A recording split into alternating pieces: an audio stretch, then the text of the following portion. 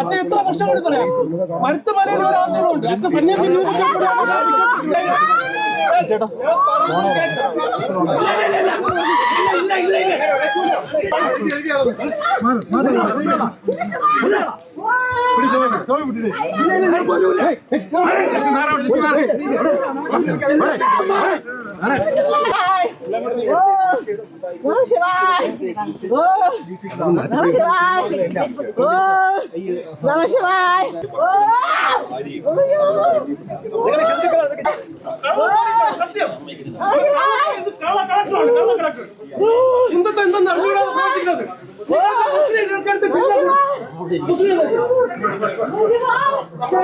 നമസ്കാരം. ഇക്കഴിഞ്ഞ ജനുവരിയിലാണ് തിരുവനന്തപുരം നെയ്യാറ്റിൻകര അതിയന്നൂർ കാവ് വിളാകത്ത് സിദ്ധൻ ഭവനിൽ ഗോപൻ സ്വാമി എന്ന് വിളിക്കപ്പെട്ടിരുന്ന മണിയൻ സമാധിയാണെന്ന് വീട്ടുകാർ പോസ്റ്റർ ഒട്ടിച്ച് നാട്ടുകാരെ അറിയിച്ചത്. പിന്നീട് സംഭവം വിവാദമാവുകയും വിഷയം ഹൈക്കോടതിയിലെത്തുകയും ചെയ്തു. അതിനുശേഷം കോടതി ഉത്തരവനുസരിച്ച് മൃതദേഹം പുറത്തെടുത്ത് പരിശോധന നടത്തുകയും വീണ്ടും അടക്കം ചെയ്യുകയും ചെയ്തു. 6 മാസങ്ങൾക്കിപ്പുറം ഇപ്പോൾ ഗോപൻ സ്വാമിയുടെ ക്ഷേത്രത്തിന്റെയും കുടുംബത്തിന്റെയും അവസ്ഥ എന്താണ്? അദ്ദേഹത്തിന്റെ ഭാര്യ സുലോചനയ്ക്ക് എന്താണ് പറയാനുള്ളത്? സമാധി കഴിഞ്ഞിട്ട് 6 മാസങ്ങൾ കഴിഞ്ഞിരിക്കുന്നു. ഒരുപാട് വിവാദങ്ങളൊക്കെ ഉണ്ടായതാണ്. അന്ന് എങ്ങനെ ഇതിനെയൊക്കെ തരണം ചെയ്തു? അന്ന് എതിർത്ത് നിന്ന് പലരും ഇന്ന് നിങ്ങൾക്ക് അനുകൂലമാണ്. എന്തായിരുന്നു അതിനെക്കുറിച്ചൊന്ന് പറയാമോ? അവസ്ഥയൊക്കെ വലിയ ബുദ്ധിമുട്ടിലായിരുന്നു. കാരണം നമ്മൾ സത്യം പറഞ്ഞപ്പോൾ അത് വിരുദ്ധമായിട്ട് ഈ നാട്ടുകാർ തന്നെ ഇങ്ങനെ വന്ന് ഒക്കെ ഞങ്ങളെ വിഷമിപ്പിച്ച്, പിന്നെ കുറേ പോലീസ് ഓഫീസർമാർ അവരെയൊക്കെ ബുദ്ധിമുട്ടിച്ച്, അവർക്കൊക്കെ എന്തെല്ലാം ബുദ്ധിമുട്ട്. അപ്പം നമ്മൾ കാരണമല്ല, ഈ നാട്ടുകാർ കാരണമാണ് അതൊക്കെ സംഭവിച്ചത്. നാട്ടുകാർ ഇത്രയും അഴിമതി കാണിക്കുമെന്ന് നേരത്തെ നമുക്കറിയാം. ഗോസ്വാമി ജീവിച്ചിരിക്കുമ്പോഴേ ക്ഷേത്രം വിലയ്ക്ക് അവർ ചോദിച്ചതാണ്. ക്ഷേത്രം അവർ നടത്തിക്കോളാം എന്നൊക്കെ പറഞ്ഞ് ചോദിച്ചതാണ് ഗോപസ്വാമി അടുത്ത്. കമ്മിറ്റിക്ക് പല പ്രാവശ്യം അവർ കൂടിയിട്ടുണ്ട്. പല ഉത്സവം നടക്കുമ്പോൾ അവർ കമ്മിറ്റി അംഗങ്ങളായിരുന്നു. ഗോപസ്വാമി ഉള്ളപ്പോൾ ഉത്സവം നടത്തി ഞങ്ങൾ. അങ്ങനെ എല്ലാം നമ്മളോട് സഹകരിച്ചുകൊണ്ട് ഇരുന്നിട്ട് ഗോപസ്വാമി പെട്ടെന്ന് പ്രായങ്ങളുമായി, കണ്ണും ചെറിയ കാഴ്ച കുറവുണ്ട്, മങ്ങൽ. അങ്ങനെയൊക്കെ ആണെങ്കിലും ഓടി നടന്ന് സർവ്വതും ചെയ്യാനുള്ള ആരോഗ്യം നഷ്ടപ്പെട്ട അവർക്ക് മൊത്തം എഴുതി കൊടുക്കണം. അവർ കോവിലിൽ കയറി, കൊറോണ വന്നതിന് ശേഷം കോവിലിൽ കയറി പൂജകൾ ചെയ്യും. ദൂരെയുള്ള യാത്രകളില്ല സ്വാമിക്ക്. കാരണം കൊറോണ സമയത്തുള്ള പോക്കും ഒന്നുമില്ല. പെൻഷനൊക്കെ വാങ്ങിച്ച് ക്ഷേത്രവും പൂജയും കാര്യങ്ങളൊക്കെ ആയി. ഇവിടുത്തെ കാര്യങ്ങളൊക്കെ കൃഷിയൊക്കെ അച്ഛനും മോനും കൂടെ ഒക്കെ ചെയ്യും. അങ്ങനെ ഞങ്ങൾ അഡ്ജസ്റ്റ് ചെയ്ത് പോയി. അപ്പോഴും പശുവൊക്കെ കെട്ടിയാണ് നമ്മൾ ഉപജീവനം നടത്തിക്കൊടുക്കും. അപ്പോഴും കറക്റ്റാണ് പൂജകൾ നടത്തണമെങ്കിലും നാട്ടുകാർ കൊറോണയുടെ പേരും പറഞ്ഞ് വരില്ല. അങ്ങനെയൊക്കെയാണ് ഞങ്ങളെ പൂജ കറക്റ്റാണ് ഇവിടെ ചെയ്തുകൊണ്ടിരുന്നത്. ആ സമയത്ത് അവർ കമ്മിറ്റി കൂടിയപ്പോൾ എഴുതി ചോദിച്ചപ്പോൾ ഗോസ്വാമി പറഞ്ഞു ഇങ്ങനെ ഇതിനിടയ്ക്ക് ചുരിദാറിൻ്റെ പ്രശ്നങ്ങളൊക്കെ വന്നപ്പോൾ.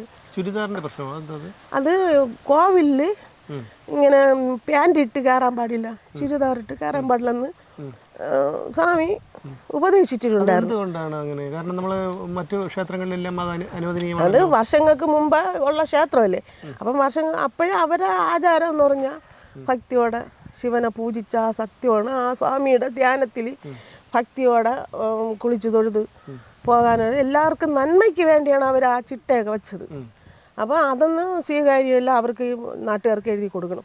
ആ സമയത്ത് ഞങ്ങൾ ഉത്സവം നടത്തിയ സമയത്ത് കമ്മിറ്റിക്കാർ എല്ലാവരും കൂടി ഉത്സവം നടത്തി. ഈ 7 ഹാണ എന്തോ വച്ചിട്ട് ഈ നടയിലുള്ള ഹാണു വേറെ ഒരു ഹാണു ഇട്ടിട്ട് വേറെ എല്ലാം ഓഫ് ചെയ്തിട്ട് ഈ കമ്മിറ്റി ഇപ്പം നടന്ന കമ്മിറ്റിക്കാർ തന്നെ അന്നും ചെയ്തത്. അങ്ങനെയൊക്കെ ഒരുപാട് നമുക്ക് നഷ്ടമായിട്ട് അവർ കാണിച്ചപ്പം ഞങ്ങൾ പിന്നെ ആർക്കും ദർശനം കൊടുക്കണ്ട എന്നുള്ള സ്വാമി മോൻ്റെ പറഞ്ഞു. ഇവരിങ്ങനെ തൊഴാനും പറഞ്ഞില്ല, ഇങ്ങനെ ഞങ്ങൾ ഉപദ്രവിച്ചുകൊണ്ടാണ് ഇരിക്കണമെന്ന് സ്വാമി പറഞ്ഞപ്പോൾ മോനും അനുസരിച്ച് ഞങ്ങളങ്ങനെ നട അടച്ചൊക്കെ ഇട്ട്, കൊറോണ സമയത്ത് നട തുറക്കാനൊക്കെ പറ്റാതെ ഇരുന്ന് അങ്ങനെ അടച്ച് ഇട്ട് പൂജകൾ നമ്മൾ ഭഗവാനും കൊടുത്തുകൊണ്ടിരുന്നു. ആ സമയത്ത് ഇവർ ഞങ്ങളെ ഉപദ്രവിച്ചുകൊണ്ട് കാരണമാണ് സമാധി സമയത്ത് ഞങ്ങൾ നാട്ടുകാർ ആരും വിളിച്ച് കാണിക്കാത്തത്. എന്നിട്ട് സ്വാമി പറഞ്ഞു, വേറൊരു വാക്ക് പറഞ്ഞു, ഈ നാട്ടുകാർ ദൈവീകമില്ലാത്തവരോട് ഇതിനെപ്പറ്റി എന്തെങ്കിലും പറയുമെങ്കിൽ നമുക്ക് അപകടം വരും. അപ്പം രാമമുഹൂർത്തത്തിൽ ചെയ്യുന്ന പൂജ അനുസരിച്ച് എനിക്കും ഞാൻ സമാധിയാവും. മക്കളെ സമാധിയാവുന്ന സമയത്ത് നീ ഇന്ന കാര്യങ്ങൾ ചെയ്യണമെന്ന് മോൻ പോറ്റി മോനൊരു പറഞ്ഞാണ് ഞങ്ങൾ ഇങ്ങനെ നാട്ടുകാരെ ഒന്നും സമാധി എന്ന് പെട്ടെന്ന് ഓടിച്ചെന്ന് പറയാത്തത്. കാരണം ആ രാമമുഹൂർത്തത്ത് കൃത്യമായിട്ട് ഈ കാര്യങ്ങൾ ചെയ്യാൻ സമ്മതിക്കില്ല. അവർ കൃഷിപീഠം എന്ന് പറഞ്ഞുകൊണ്ട് 2010 ഒരു കൃഷിപീഠം ഉണ്ടാക്കി അവിടെ വന്ന് ഈ മഴയില്ലാത്ത സമയത്തൊക്കെ ധ്യാനിക്കാൻ വരും. അങ്ങനെ ധ്യാനത്തിലിരുന്ന് അതിന് മുമ്പേ നട്ട ആലാണ്, ആലിൻ്റെ ചുവട്ടിൽ. അന്നേ ഇവർക്ക് സമാധി ആവണമെന്നുള്ള നിസാരം സ്ലാബ് വരെ കൊണ്ടുവന്ന് ക്ഷേത്രത്തിനകത്ത് ചാരി വെച്ചിട്ട് മക്കൾ ഇതെടുത്ത് കട്ട് ചെയ്യല് മോൻ്റെ ഡി പറഞ്ഞിട്ടുണ്ടായിരുന്നു. അങ്ങനെയൊക്കെ ഒരുപാട് കാര്യങ്ങളൊക്കെ അങ്ങനെ. അതുകൊണ്ടാണ് സത്യം ഞങ്ങൾ സമാധിയായിട്ട് നാട്ടുകാരെ ഓടാൻ തന്നെ വിളിച്ച് പറയാത്തത്.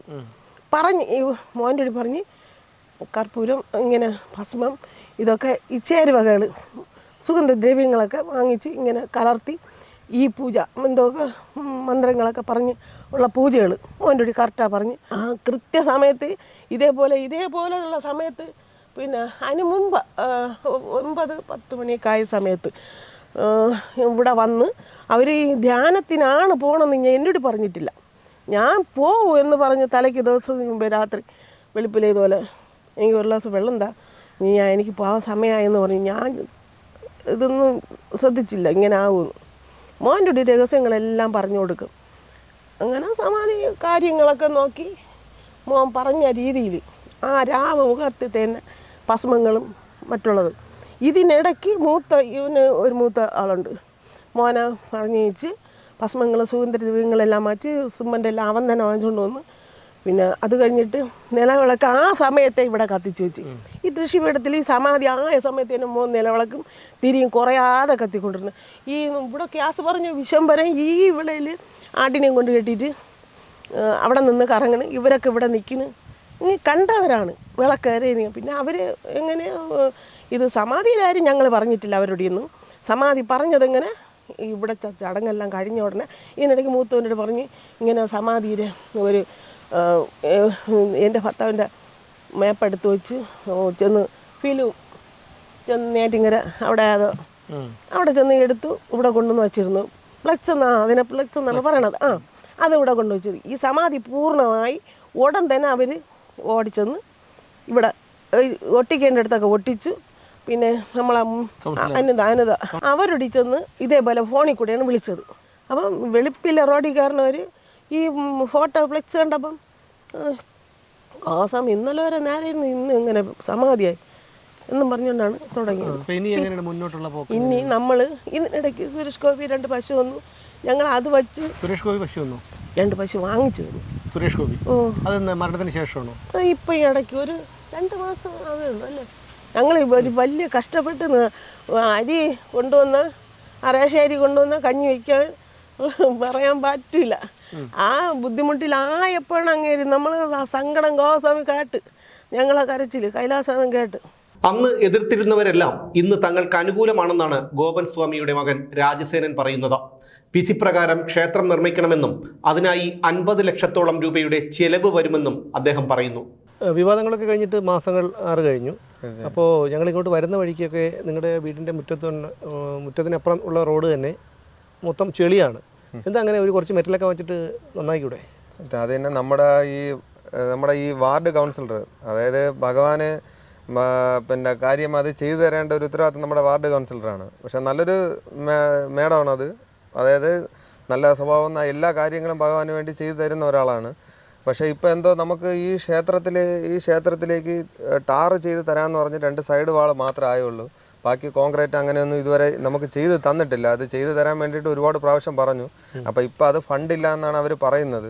അത് ചെയ്തു തന്നെങ്കിൽ അത് ഇവിടെ വരുന്ന ഭക്തർക്കും ഇവിടെ വരുന്നവർക്കും നമുക്കും ഒരു ഭയങ്കര ഉപകാരമായിരുന്നു. അതത്രയും ബാക്കി ജീവിച്ചിരിക്കുന്ന സമയത്തും മെമ്പർ ഒക്കെ ഇവിടെ വരുമായിരുന്നു. അപ്പോൾ അച്ഛൻ ഇവിടെ ഉണ്ടായിരുന്ന സമയത്തും അച്ഛൻ സമാധിക്കും ഒരു 2 മാസത്തേക്ക് മുമ്പ് ഇവിടെ വന്നിരുന്നു. അപ്പോൾ വന്നിരുന്നു, സ്വാമിയെ കണ്ട് സ്വാമിയോട് സംസാരിച്ച്, അതുപോലെ ഈ ഇലക്ഷന് മുമ്പേ സ്വാമിയുടെ നിന്ന് കാലിൽ തൊട്ട് വണങ്ങി സ്വാമിയുടെ നിന്ന് അനുവാദം വാങ്ങിച്ച് സ്വാമിയുടെ അനുഗ്രഹം വാങ്ങിച്ചുകൊണ്ടാണ് പോയി ജയിച്ചത്. ബിജെപിയിലാണ് സ്വാമി പറഞ്ഞ് തീർച്ചയായിട്ടും നിങ്ങൾ ഇപ്രാവശ്യം ജയിക്കുമെന്ന് പറഞ്ഞ് സ്വാമിയുടെ അനുഗ്രഹം വാങ്ങിച്ച് സ്വാമിയുടെ പാദങ്ങളെ തൊട്ട് തൊഴുതാണ് ഇവിടെ നിന്ന് ആ വാർഡ് കൗൺസിലർ ജയിച്ചത്. അപ്പം ഇത് കഴിഞ്ഞിട്ട് സ്വാമിക്ക് ഇവിടെ ഞാൻ റോഡ് ചെയ്ത് തരും എന്ന് തന്നെയാണ് അവർ പറഞ്ഞത്. പക്ഷെ നമുക്ക് ആ സൈഡ് വാൾ മാത്രമേ ആയുള്ളൂ. പക്ഷെ ആ ഒരു ബാക്കി കോൺക്രീറ്റ് ചെയ്തു തന്നില്ല. ഇപ്പം ഇത് ഫണ്ട് ഇല്ലെന്നാണ് അവർ പറയണത്. ഫണ്ട് തീർന്നു. പക്ഷെ അടുത്ത പ്രാവശ്യത്തേക്ക് ഞാൻ എഴുതി വിടാം എന്ന് പറഞ്ഞിരിക്കുകയാണ്. അത് ചെയ്തു തരുമെന്നാണ് നമ്മൾ വിശ്വസിക്കുന്നത്. ഇപ്പോൾ ഇതിൻ്റെ ദൈനംദിന കാര്യങ്ങളൊക്കെ എങ്ങനെ നടന്നു പോകുന്നു? സാമ്പത്തികപരമായിട്ട് നമ്മളിപ്പം ബുദ്ധിമുട്ടിലാണ്. അതായത് ഇപ്പം നമ്മുടെ നാട്ടിലുള്ള കുറച്ച് ഭക്തരെ തന്നെ ഇപ്പം സഹായിക്കുക എന്നുള്ള രീതിയിലാണ് ഇപ്പം ക്ഷേത്രത്തിൻ്റെ പുനരുദ്ധാരണം. അതായത് ഇവിടെ ഗണപതിയുടെ അമ്പലം, ദേവിയുടെ അമ്പലം, അഗസ്ത്യർക്ക് ഇങ്ങനെ അമ്പലങ്ങളില്ല. അച്ഛൻ ഉണ്ടായിരുന്ന സമയത്ത് അച്ഛൻ ഗണപതിയും അഗസ്ത്യരെയും ദേവിയും ശിവനോടൊപ്പം ആരാധിച്ചിരുന്നു. വിഗ്രഹങ്ങൾ മയിലാടുന്ന് ചെയ്തുകൊണ്ട് ഇപ്പം അവർക്കെല്ലാം നിവേദ്യം മുടങ്ങി കിടക്കുകയാണ്. അപ്പോൾ അതുകൊണ്ട് ഇവർക്കൊരു ക്ഷേത്രം ചെയ്യണം എത്രയും പെട്ടെന്ന്. അച്ഛൻ്റെ പ്രഥമമായിട്ടുള്ള അച്ഛൻ്റെ ഒരു കർമ്മ ഉദ്ദേശം എന്ന് പറഞ്ഞാൽ ഭഗവാനെ പ്രാണപ്രതിഷ്ഠ ചെയ്യുക, ഭഗവാനെ ഷടാധാര മഹാലിംഗ പ്രതിഷ്ഠ ചെയ്ത് ഭഗവാനെ പ്രതിഷ്ഠിക്കുക എന്നുള്ള ഒറ്റ ലക്ഷ്യം കഴിഞ്ഞോടെ അച്ഛന് സമാധിയാകുക. അങ്ങനെയാണ് അച്ഛൻ ശ്രീകോല് നിർമ്മിച്ചത്. ഗർഭഗ്രഹത്തോടു കൂടിയ ഭഗവാന്റെ ശ്രീകോല് നിർമ്മിച്ച് അതിനുള്ളിൽ ഭഗവാനെ പ്രതിഷ്ഠിക്കുകയാണ്. പ്രതിഷ്ഠിച്ചിട്ട് എനിക്ക് സമാധിയാവണം എന്നുള്ള ലക്ഷ്യമായിരുന്നു. പക്ഷെ അത് അച്ഛന് സാധിക്കാൻ പറ്റിയത്. അപ്പോൾ ഇത് ട്രസ്റ്റാണോ? ഇപ്പോൾ നമ്മളെ കുടുംബ ട്രസ്റ്റാണത്. കുടുംബ ട്രസ്റ്റ്. ഇപ്പോൾ ക്ഷേത്രത്തിലെ ഈ കുടുംബ ട്രസ്റ്റിൽ ക്ഷേത്രത്തിലെ നാട്ടുകാർ വന്നപ്പോഴത്തേക്കും അതിനെ ഭരണസമിതിയിൽ ഉൾപ്പെടുത്താനേ പറ്റും. എഴുതി കൊടുക്കാൻ ഒരിക്കലും പറ്റത്തില്ല. അവരെഴുതി കൊടുക്കണമെന്നൊക്കെ അവരെയും കൂടെ പങ്കാളിത്തത്തിൽ പെടുത്തിക്കൊണ്ട് ട്രസ്റ്റിലോട്ട് ഉൾപ്പെടുത്തിക്കൂടെ? ട്രസ്റ്റിൽ ഭരണസമിതിയായിട്ട് ഉൾപ്പെടുത്തുവാൻ പറ്റുള്ളൂ. അങ്ങനെ ഉൾപ്പെടുത്താനാണ് അച്ഛൻ എഴുതി വെച്ചിരിക്കുന്നത്. അതായത് ഇതിലുള്ള ട്രസ്റ്റിൽ അംഗമാക്കാൻ ഒരിക്കലും പറ്റില്ല. അത് കുടുംബ ട്രസ്റ്റ് ആയിട്ട് തന്നെ കിടക്കും. പക്ഷെ അതിലുള്ള അംഗത്വം സ്വീകരിച്ച് നമ്മുടെ ഈ ട്രസ്റ്റിലേക്ക് അവർക്ക് രജിസ്ട്രേഷൻ ചെയ്യാം. അതിന്റെ പൂർണ്ണാധികാരം എങ്ങനെയായിരുന്നാലും നിങ്ങൾക്ക് തന്നെ രക്ഷാധികാരിയായ എനിക്കായിരിക്കും. അപ്പോൾ അതിലേക്ക് അംഗത്വ രജിസ്ട്രേഷൻ അവർക്ക് ചെയ്യാം. ഇവിടെ വന്ന് ക്ഷേത്രത്തിൽ വന്ന് ട്രസ്റ്റിലേക്ക് അംഗത്വ രജിസ്ട്രേഷൻ നമ്മുടെ ഈ രജിസ്ട്രാറിൽ അവർക്ക് രജിസ്ട്രേഷൻ ചെയ്ത് ഇതിലേക്ക് ആയിട്ടുണ്ട്. അപ്പോൾ ഇത് എത്ര രൂപയാവും ഇതിൻ്റെ ബാക്കിയുള്ള കാര്യങ്ങൾക്കെല്ലാം കൂടി? ഇതിപ്പം ഗണപതിയുടെ ദേവിയുടെ അമ്പലം, അതായത് നല്ല എമൗണ്ട് ആവും. ഒരു 50 ലക്ഷത്തിന് പുറത്ത്. 50 ലക്ഷം രൂപ? 50 ലക്ഷം ഈ കൊട്ടി അമ്പലവും ദേവിയും ഗണപതിയുടെ അഗസ്ത്യരും ചെയ്ത 50 ലക്ഷത്തിനോളം ആവും. അപ്പോൾ ഒരുപാട് പേര് സഹായിക്കാമെന്ന് നമുക്ക് പറഞ്ഞിട്ടുണ്ട്. ഈ ക്ഷേത്രത്തിന് വേണ്ടി സഹായിക്കാമെന്നുണ്ട്. വിഷ്ണുവര ചന്ദ്രശേഖർ സാറ് ഉണ്ട്. ഒരുപാട് പേര് നമുക്ക് ക്ഷേത്രത്തിൽ ചെങ്കൽ സ്വാമി സഹായിക്കാമെന്ന് പറഞ്ഞു. ചെങ്കൽ സ്വാമി നമ്മളിടയ്ക്ക് പോയി കണ്ടായിരുന്നു. സ്വാമിയുടെ സഹായം ഉണ്ടാവും. അപ്പോൾ എല്ലാവരുടെ സഹായം തീർച്ചയായിട്ടും ഉണ്ടാവും. എങ്കിലേ നമുക്ക് മുമ്പോട്ട് നമുക്ക് അതിനുള്ള സാമ്പത്തിക വരുമാനങ്ങളൊന്നും. ഞാൻ ചോദിക്കുന്നത് ഈ ഇപ്പം നിങ്ങൾ ഈ പറഞ്ഞ ഉപദേവതകളെയൊക്കെ ഒന്നും പ്രതിഷ്ഠിക്കാതെ തന്നെ ഇപ്പോൾ നിലവിലുള്ള ഒരു രീതിയിൽ പൂജകളും കാര്യങ്ങളും മുന്നോട്ട് കൊണ്ടുപോയിക്കൂടെ? അത് ദേവഹിതം. അത് തന്നെ അങ്ങനെ നമ്മൾ കൊണ്ടുപോയ സമയത്ത് ഭഗവാൻ ഇപ്പം മാനസ പൂജ മാത്രമേ ചെയ്ത് കൊടുക്കും. പഞ്ചാത്മന പൂജ അടക്കം നിവേദ്യം അടക്കം കൊടുക്കാൻ പറ്റത്തോളം ശിവൻ്റെ ഒരു ഏറ്റവും വലിയ പ്രത്യേകത എന്ന് പറഞ്ഞു കഴിഞ്ഞാൽ എല്ലാവർക്കും അന്നം കൊടുത്തതിന് ശേഷം മാത്രമേ ശിവൻ പോലും ഭക്ഷിക്കുകയുള്ളൂ. അങ്ങനെ ഒരു പ്രത്യേകത ഭഗവാൻ ശിവനെ സംബന്ധിച്ചുള്ളതുണ്ട്. അപ്പം നമ്മൾ ശിവന് നിവേദ്യം കൊടുക്കുമ്പോൾ നിവേദ്യം ഭഗവാൻ എടുക്കുന്നില്ല. അപ്പം ദേവഹിതം നമ്മൾ നോക്കിയായിരുന്നു. ദേവഹിതം നോക്കിയപ്പം ഗണപതി ഉപദേവതകളടക്കമുള്ള ദേവകൾക്ക് നിവേദ്യം കൊടുത്ത് അവർക്ക് പൂജകൾ ചെയ്ത് കൊടുത്തതിന് ശേഷം മാത്രമേ ഭഗവാൻ നിവേദ്യം സ്വീകരിക്കുള്ളൂ. അപ്പോൾ അതുകൊണ്ട് എത്രയും പെട്ടെന്ന് ഈ ഒരു ഭഗവാന്റെ അമ്പലം പൂർത്തിയാക്കി ഗണപതിയും ദേവിയും അഗസ്ത്യരും പ്രതിഷ്ഠിച്ച് അവർക്കോടൊപ്പം നിവേദ്യവും കൊടുത്ത് ശീവേലി അടക്കം, അതായത് അഷ്ടദിക് പാലകർക്ക് ശീവേലി അടക്കം കൊടുത്താൽ മാത്രമേ ആ ഭഗവാൻ സംതൃപ്തനാവും. അല്ലെങ്കിൽ ഭഗവാൻ കോപത്തിലോട്ട് പോവുകയുള്ളൂ. ശിവനാണ് ഇവിടെ ഇരിക്കുന്നത്. കൈലാസനാഥനായ മഹാരുദ്രനാണ് ഇവിടെ ഇരിക്കുന്നത്. അപ്പം എല്ലാവർക്കും അന്നം കൊടുത്ത് അവിടെ ഇരിക്കുന്ന ആ ഉപദേവതകൾക്കടക്കം അന്നം കൊടുത്താൽ മാത്രമേ ഭഗവാൻ ശാന്തനാവും. ഉഗ്രമൂർത്തി സ്വരൂപത്തിലാണ് ഭഗവാൻ വിരാജിക്കുന്നത്. താങ്കൾ ഇതൊക്കെ പഠിച്ച ഒരാളാണ്. ഞാനൊരു ഹിന്ദുമത വിശ്വാസിയാണ്. അപ്പോൾ അതുകൊണ്ട് ഞാനൊരു സംശയം ചോദിക്കുകയാണ്. അതായത് നമ്മൾ ഒരുപാട് ക്ഷേത്രങ്ങൾ നമുക്ക് ഉണ്ട്. അപ്പോൾ ഈ ഗോപൻ സ്വാമിക്ക് അദ്ദേഹത്തിന് ഇതിനെക്കുറിച്ച് അറിയാവുന്ന ആയിരുന്നല്ലോ. അപ്പോൾ ഭഗവാന് വേണ്ട രീതിയിൽ പൂജകളും മറ്റു കാര്യങ്ങളും ഒക്കെ നടത്തിയില്ലെങ്കിൽ ഭഗവാന് കോപം ഉണ്ടാകുമെന്നും അതിൻ്റെ ഒരു പ്രത്യാഘാതം ഉണ്ടാകുമെന്നും അദ്ദേഹത്തിന് അറിയാമായിരുന്നില്ലേ? അപ്പോൾ അങ്ങനെയാണെങ്കിൽ പിന്നെ എന്തുകൊണ്ടാണ് ഇത്തരം ഒരു പ്രതിഷ്ഠയ്ക്ക് അദ്ദേഹം അതിൻ്റെ ഒരു കനത്ത സാമ്പത്തികം വേണമെന്ന് അറിഞ്ഞിട്ടും അതിന് മുതിർന്നത്? അച്ഛനെ സംബന്ധിച്ചോളം അച്ഛൻ എല്ലാത്തിനും ഒരു ദീർഘവീക്ഷണമുള്ള ഒരു വ്യക്തിയാണ്. അച്ഛനെ സംബന്ധിച്ചോളം അച്ഛനറിയാം ഈ ക്ഷേത്രത്തിൻ്റെ കാര്യങ്ങൾ. അതായത് അച്ഛൻ സമാധിയായാലും ഈ ക്ഷേത്രത്തിൻ്റെ കാര്യം നടക്കും. ഇവിടെ ഇരിക്കുന്ന ഭഗവാൻ അത്രയും ചൈതന്യമുണ്ട്. അച്ഛനറിയാം ആ ചൈതന്യമുള്ള ഭഗവാൻ തീർച്ചയായിട്ടും ഈ അമ്പലത്തിനെ സഹായിക്കാൻ വേണ്ടിയിട്ട് ആ ഒരു ഭക്തരെ ഇവിടെ എത്തിക്കും. അങ്ങനെയുള്ള ഒരു മഹാക്ഷേത്രമാണ്. അതായത് ഈ ക്ഷേത്രം അന്ന് ബാലാലയം ചെയ്ത സമയത്ത് ഇവിടെ ഒരു നടന്നു പോകുവാനുള്ള ഒരു വഴി പോലുമില്ല. ഈ ഭഗവാനെ എന്നാണോ അച്ഛൻ ബാലാലയം ചെയ്ത് പ്രതിഷ്ഠിച്ച് 1 മാസത്തിനുള്ളിൽ ഇവിടെ റോഡായി. അതായത് ആ ഉയരെയിരിക്കുന്ന ചാനൽ മുതൽ ഈ ക്ഷേത്ര നട വരെ റോഡായി. അത് ഒരു ഭയങ്കര വിവാദങ്ങൾ, അതും കേസും വഴക്കുമായി. അപ്പം വില്ലേജ് ഓഫീസർക്ക് ഇവിടെ ഒരു പഴയ പ്ലാൻ ഉണ്ടായിരുന്നു. വില്ലേജ് ഓഫീസർക്ക് ഒരു പ്ലാൻ ഉണ്ട്, HM പ്ലാൻ. ഇവിടത്തേക്ക് പോകാൻ വേണ്ടിയിട്ട് ആറാലുംമൂട് ചന്തയിൽ കയറി പണ്ട് വെക്കൊണ്ടിരുന്നത് ഈ വഴിയായിരുന്നു. അപ്പോൾ ഇവിടെ അവർ HM പ്ലാനിൽ ഇവിടെ ഉണ്ടായിരുന്നു. അപ്പോൾ അവർ കോർട്ടിൽ വന്നു. വില്ലേജ് ഓഫീസർ കോർട്ടിൽ വന്ന് അവർ പറഞ്ഞു ഇവിടെ ഒരു വഴി ഉണ്ടായിരുന്നു, അതിനെ വെട്ടിയടച്ചതാണ്. ക്ഷേത്രത്തിലേക്ക് പോകാനുള്ള വഴി മാത്രമല്ല ആറാലുംമൂട് ചന്തയിൽ വരെ പോകാനുള്ള വഴി HM പ്ലാനിനുണ്ട്. അത് മനഃപൂർവ്വം വെട്ടിയടച്ചാണ്. അങ്ങനെ കോർട്ടിൽ പറഞ്ഞ് ക്ഷേത്രത്തിന് റോഡ് വരണമെന്ന് കോർട്ട് വിധിച്ച്. അങ്ങനെ ലാസ്റ്റിലാണ് ഈ റോഡ് ഇപ്പം ക്ഷേത്ര നട വരെ വന്നത്. അപ്പോൾ ആ ഐശ്വര്യത്തോടു കൂടിയാണ് ഭഗവാൻ എപ്പോഴാണ് അപ്പോൾ അച്ഛനത് അറിയാമായിരുന്നു. ഭഗവാന്റെ കാര്യങ്ങൾ തീർച്ചയായിട്ടും അത് നടക്കും എന്നുള്ള ഒരൊറ്റ വിശ്വാസം അച്ഛൻ എൻ്റെ അടുത്ത് പറഞ്ഞിട്ടുണ്ടായിരുന്നു. മക്കൾ പേടിക്കേണ്ട, ഈ ഭഗവാന് എല്ലാ പൂജാതി കർമ്മങ്ങളോടും പൂജിക്കാനും ആരാധിക്കുവാനും പറ്റുമായിരുന്നു. ഇപ്പം ഭഗവാന് ബ്രാഹ്മ മുഹൂർത്തത്തിൽ 3:30 എന്നും പുലർച്ചെ കൃത്യമായിട്ടും ഭഗവാനെ പൂജിച്ച് അങ്ങ് തൽക്കാലം ഭഗവാനെ ശാന്തപ്പെടുത്തിക്കൊണ്ട് നിത്യവും നട തുറന്ന് ഭഗവാന്റെ ആരാധന മാനസ പൂജ കൊടുത്ത് ഭഗവാനെ ഇപ്പം നട അടക്കിയാണ്. ബാക്കിയുള്ള ഭക്തർക്കുള്ള ദർശനം ഈ ക്ഷേത്രത്തിൻ്റെ എല്ലാ ഉപദേവതകളടക്കം. ഗണപതിയില്ല. എല്ലാവരും വന്ന് ചോദിക്കുന്നു ഗണപതി എവിടെ എന്നാണ് ചോദിക്കുന്നത്. ശിവൻ്റെ അടുത്ത് ഗണപതി വേണ്ടേ എന്നാണ് ചോദിക്കുന്നത്. അപ്പോൾ അങ്ങനെ ചോദിക്കുന്നവർക്ക് നമുക്ക് ഉത്തരം കൊടുക്കണം. അപ്പോൾ അവർക്ക് ക്ഷേത്രം വേണം. വെറുതെ ഒരു തിട്ട കെട്ടി ആരാധിക്കാൻ അങ്ങനെ പാടില്ല. എല്ലാം ശാസ്ത്രങ്ങളാണ്. ക്ഷേത്ര ഗണിതങ്ങളെന്ന് പറഞ്ഞാൽ എല്ലാം അതിൻ്റേതായിട്ടുള്ള തച്ചുശാസ്ത്രം അനുസരിച്ച് വിധിപ്രകാരം അത് ചെയ്ത് ഭഗവാനെ അവിടെ പ്രതിഷ്ഠിക്കണമെന്നാണ്. അതിനുവേണ്ടി എല്ലാവരും സഹായിക്കുമെന്നാണ് തീർച്ചയായിട്ടും എൻ്റെ ഒരു ഉറച്ച വിശ്വാസം. ആ വിശ്വാസം ഒരിക്കലും തരാറില്ല. അങ്ങനെയാണ് ഇപ്പോൾ കാര്യങ്ങൾ നടന്നുകൊണ്ട് പോകുന്നത്. ആ സ്വാമി, ആ ഒരു യോഗീശ്വരനായിട്ടുള്ള ആ ഗുരുദേവൻ്റെ ആ ഒരു ദർശനം സദാസമയം ഇവിടെ ഉണ്ട്. ആ അനുഗ്രഹമുണ്ട്. ആ തീർച്ചയായിട്ടും അത് ലക്ഷ്യസ്ഥാനത്തേക്ക് എത്തും. ആ ഗോപസ്വാമിയുടെ അനുഗ്രഹത്തോടു കൂടിയും ഭഗവാന്റെ ശിവൻ്റെ അനുഗ്രഹത്തോടു കൂടി ഈ ക്ഷേത്രം പണി പൂർത്തിയാക്കാൻ പറ്റും. ഇതൊരു മഹാക്ഷേത്രമാണ്. നമ്മുടെ പാതുക മണ്ഡപം, അതായത് പത്മനാഭസ്വാമി ക്ഷേത്രത്തിലെ പാതുക മണ്ഡപം കണ്ടിട്ടുണ്ടല്ലോ, വലിയ ഗോപുരം, അതുപോലത്തെ മഹാക്ഷേത്രമായി മാറും എന്നുള്ളത് തീർച്ചയായിട്ടും എനിക്ക് വിശ്വാസമുണ്ട്. വിവാദമുണ്ടായപ്പോൾ ഏറ്റവും കൂടുതൽ എതിർത്തതും സംഭവത്തിൽ ദുരൂഹത ആരോപിച്ചതും അയൽവാസിയായ യേശുദാസൻ ഉൾപ്പെടെയുള്ളവരാണ്. എന്നാൽ 6 മാസം കഴിഞ്ഞപ്പോഴേക്കും യേശുദാസന്റെ നിലപാടിലും മാറ്റം വന്നു. ഇന്ന് കാവുവിളാകം ശ്രീ കൈലാസനാഥ മഹാദേവസ്ഥാനം ട്രസ്റ്റിന്റെ വൈസ് പ്രസിഡന്റാണ് യേശുദാസൻ.